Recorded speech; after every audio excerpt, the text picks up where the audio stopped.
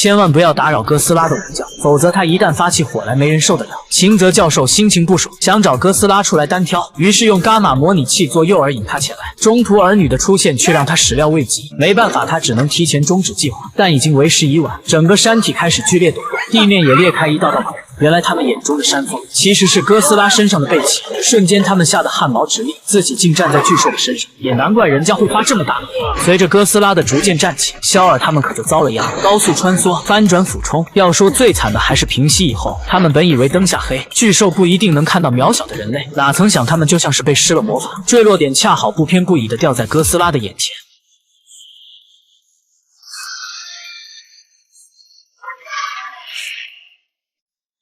这时拉姆好不容易追来，他本以为能抓到肖尔回帝王组织邀功，可惜偷鸡不成蚀把米，不但没抓到人，还搭上了一个特种兵小队。虽然不知道哥斯拉为什么会躲在这里，不过他的起床气还是挺威武的，他并没有准备伤害吵醒他的人，恶狠狠地看了看肖尔他们，转身给了人类一个下不为例的警告，随后一步三颤地离开了。这更坚定了哥斯拉是和平使者的可能，于是肖尔便要一条道走到黑，继续追寻。如今凯特他们见识到哥斯拉的可怕，另外也知道自己的父亲没死，现在他们就想退出回家。肖尔也觉得这是他们最好的选择。分开后，小梅再三犹豫，总想把通风报信的事以及他身上的一些秘密说出来，但还没等他开口，就被闯进洗手间的神秘人劫走了。I've never been kidnapped before, so how does this work? 很快，凯特在洗手间发现了小梅的护照，开始满机场的找人。这时，拉姆像个逃荒的流民出现在机场。原来小队全军覆没，唯独他活了下来。凯特的第一反应认为是他劫走了小梅，拉姆没心思搭理他，冲向服务台一个劲儿的灌水。为了证明小梅的失踪跟帝王组织无关，他特意给组织取得联系，汇报了他的情况。What happened? Godzilla happened, actually. He was here.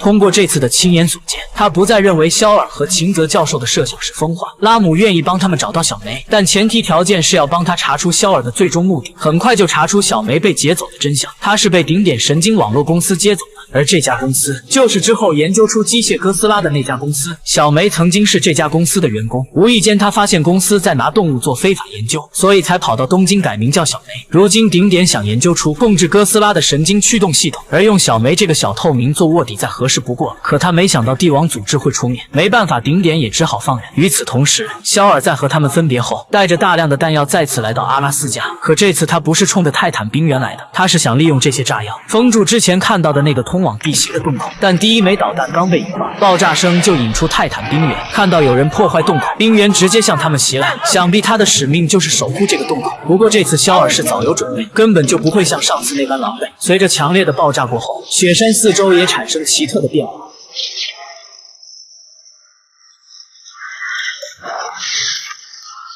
当恢复平静后，一切都像肖尔预期的那样，这里的伽马射线降为0。可此地恢复正常的同时，其他好几个洞口的辐射却大幅度提升。帝王组织误认为是哥总又要重出江湖了。为了阻止肖尔的疯狂，高层想让凯特他们帮忙找出肖尔的下一站目的地。在帝王组织的档案，凯特发现了一份肖尔年轻时提交的报告，上面明确指出三浦惠子遇险的时间和地点，以及一系列有关地心世界的初步设想，而报告至今都未得到批准。想必肖尔是去了哈萨克斯坦的废弃工厂，于是这群人便立刻前往。在这里，他们看到未知生物退下来的躯壳，看来这东西的习性与蛇很像。当年就是这东西害死了三浦惠子。既然它能像蛇一样蜕变，它现在指定不会是当年那个个头了。想到这里，大家的心更加忐忑。在中心区域果真有着同样通往地心的洞，只不过这个洞却没有五颜六色的光，洞口附近摆放着大量的炸弹，看来他们是找对地方了。不过在这一刻，他们也被肖尔的人控制住。紧接着肖尔说，封住通道是为切断地心世界与地面的联系，因为地心世界里居住着更多更可怕的巨兽，这也是三浦惠子死前的最后遗愿。没等大家反应过来，肖尔按下了引爆倒计时。此刻大家也顾不上谁对谁错，全都急促地向外跑。